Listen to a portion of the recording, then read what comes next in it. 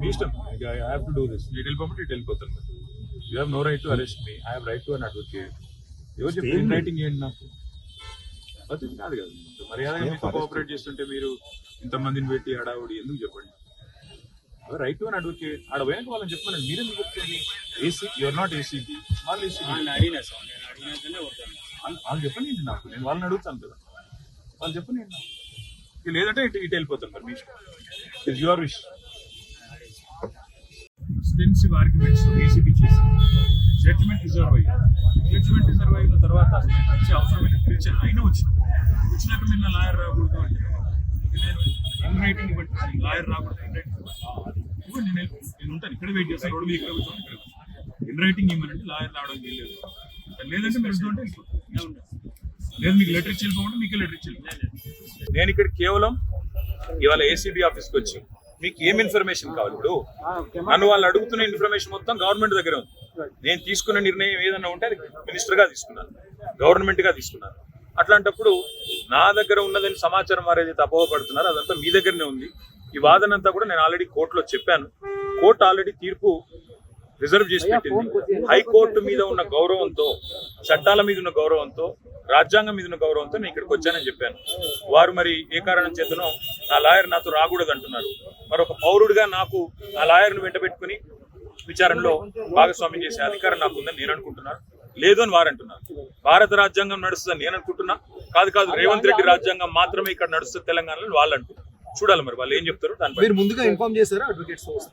Brother, వాళ్ళు high court తీర్పు reserve చేసిన తర్వాత నిజాన్ని నన్ను పిలవాల్సిన అవసరం లేదు. హైకోర్టులో చాలా గంటల వాదనలు వాళ్ళు వినిపించారు ఏసీబీ తరఫున. ఇవాళ కొత్తగా మళ్ళీ ఇప్పుడు శోధించేది సాధించేది ఏం లేదు. చెప్పాల్సింది కూడా చెప్పకుండా ఇక్కడేదో హడావుడు చేసి నిన్న రైతు భరోసా ఎగ్గొట్టారు కాబట్టి రైతు భరోసా నుంచి తప్పించుకోవడానికి 2 రోజులు మీడియాలో ఈ డ్రామా నడపాలని రేవంత్ రెడ్డి గారు అనుకుంటున్నారు. దీనికి మేము బాధపడం. రేవంత్ రెడ్డి గారు ఏమనుకున్నా 15,000 ఇస్తానని చెప్పి 12,000 ఇచ్చిన విషయము ప్రజలకు గుర్తుంది. మీరు ఎన్ని డ్రామాలు చేసినా మాకు ఇంకో సమాచారం కూడా ఉంది. నేను ఇక్కడికి రాగానే కావాలని కేటీఆర్ ఇంటి మీద రైడ్స్ అని చెప్పి అక్కడ రైడ్లు చేయించాలని ఆలోచన చేస్తా ఉన్నాను. పర్వాలేదు, ఇవన్నీ డ్రామాలు మాకు తెలుసు. మీరు ఎన్ని డ్రామాలు చేసినా రాష్ట్ర ప్రజలకు నేను చేసే విజ్ఞప్తి ఒకటే, 420 హామీలు ఏవైతే రేవంత్ రెడ్డి ప్రభుత్వం ఇచ్చిందో అది అమలు చేసేదాకా కొట్లాడదాం. కేసులు ఎన్ని పెట్టినా, మీడియా మేనేజ్మెంట్ పాలిటిక్స్ ఎన్ని చేసినా భయపడాల్సిన అవసరం లేదు, బాధపడాల్సిన అవసరం లేదు.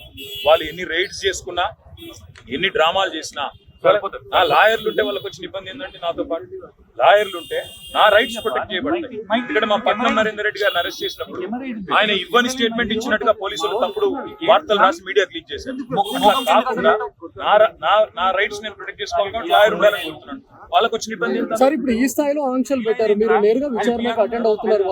అదే చెప్తున్నా బ్రదర్, నేను ఆంక్షలకు అడిగేది అది. మా నరేందర్ రెడ్డి గారు ఇవ్వని స్టేట్మెంట్ ఇచ్చినట్టుగా తప్పుడు స్టేట్మెంట్లు రికార్డ్ చేసిందే పోలీసు వాళ్ళు. అందుకే నాకు వాళ్ళ మీద నమ్మకం లేదు కాబట్టి నా లాయర్లను తెచ్చుకున్నా. ఇప్పుడు మా ఇంటి మీద రైడ్స్ చేసి కూడా నాకు తెలిసి ఏం చేయబోతున్నారు. రైడ్స్ చేసి అవసరమైతే కొన్ని ఇంప్లాంట్ చేసి, కొన్ని లేనిపోని సృష్టించి అందులో ప్లాంట్ చేసి దాని మీద కేసు బనాయించాలని వీళ్ళ చిల్లర ప్రయత్నం.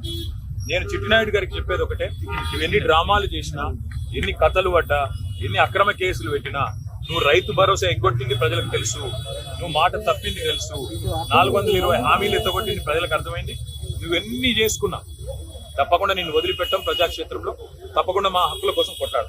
ఇవాళ నేను అడిగేది ఏంటంటే, మొన్న నరేందర్ రెడ్డికి జరిగింది, ఇవాళ నాకు జరగదని గ్యారంటీ ఏంది?